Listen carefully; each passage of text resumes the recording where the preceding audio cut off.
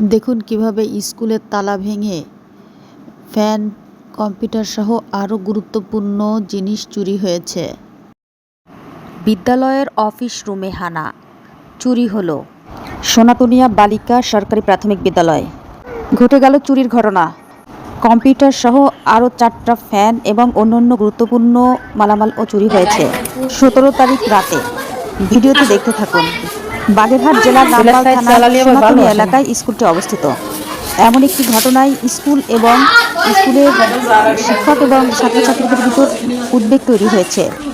দেখুন কিভাবে তালা ভেঙে ফ্যানগুলো কিভাবে খুলে নিয়ে চলে গিয়েছে।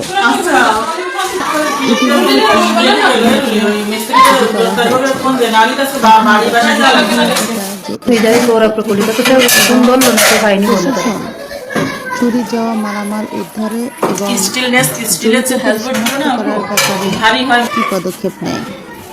শিক্ষা প্রতিষ্ঠানের মতো জায়গায় দেশের মানুষ আজ নিরাপদ কোথায়? কোথায় তাদের জানমাল নিরাপদ?